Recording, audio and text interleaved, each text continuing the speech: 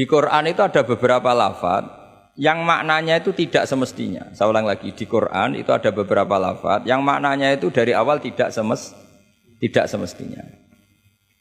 Nah, tidak semestinya ini oleh ulama ahli sastra Arab, ahli balaghah kalau dalam bahasa Arab disebut tasbih. Apa? Tasbih. Jadi kalau orang Arab, sebetulnya ya sama, orang Arab, orang Indonesia sama dalam pemaparan sama. Kalau Zaid itu agak ganteng, agak yang gantengnya agak. Itu orang Arab bilang itu Zaidun kal qamar. Zaid itu ibarat rembulan. Tapi kalau ganteng sekali dan susah ditandingi, itu orang Arab akan bilang Zaidun qamarun. Zaid itu rembulan.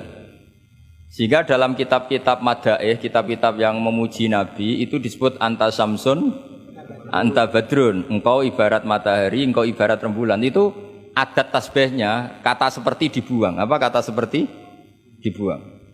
Sama di Indonesia juga sama. Kalau orang ahli orasi ilmiah yang ketika orasi itu kendel sekali, apalagi zaman revolusi, ketika ada orasi yang menggelegar disebut singa podium. Tidak seperti singa, tapi langsung dikatakan singa podium. Itu ada tasbih, namanya dalam bahasa Arab disebut apa?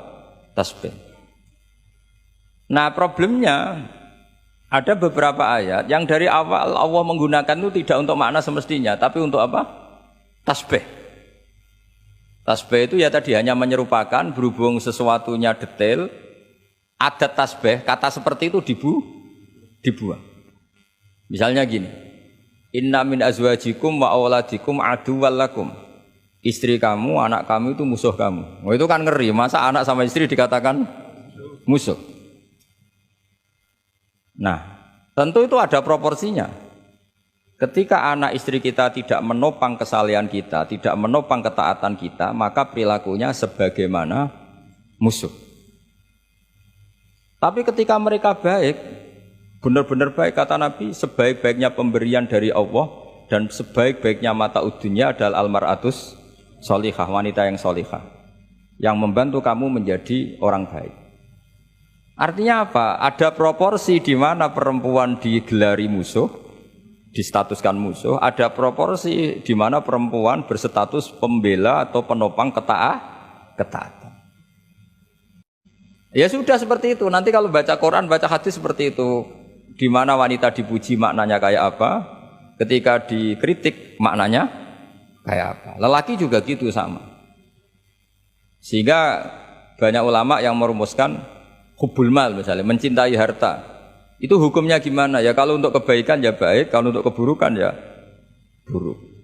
Nah, makanya innama amwalukum wa auladukum fitnah. Harta kamu, anak kamu itu ujian. Nah, ini penting sekali dikenalin sehingga Quran itu tidak saling bertabrakan. Ya, Quran itu tidak saling bertabrakan. Di ayat ini perempuan dipuji, di ayat ini perempuan dikritik. Misalnya tadi inna min azwajikum wa auladikum aduwwal lakum, tapi ada ayat fassolihatu qanitatun hafidzatul lil ghaibi bima hafidza. Perempuan itu luar biasa, penjaga kedamaian, penjaga kehormatan, itu luar biasa dipuji. Ya tentu dalam konteks yang layak dipuji. Kalau sedang dikritik ya dalam konteks yang layak dikritik. Artinya pujian ini bukan cek kosong tanpa pengecualian, dihujat atau dikritik juga tanpa cek kosong tanpa pengecualian. Lagi-lagi kaidahnya itsma min amin illa wa yatakhayyalu fihi takhsis. Tidak ada lafaz umum kecuali di situ terbayang ada kekhususan.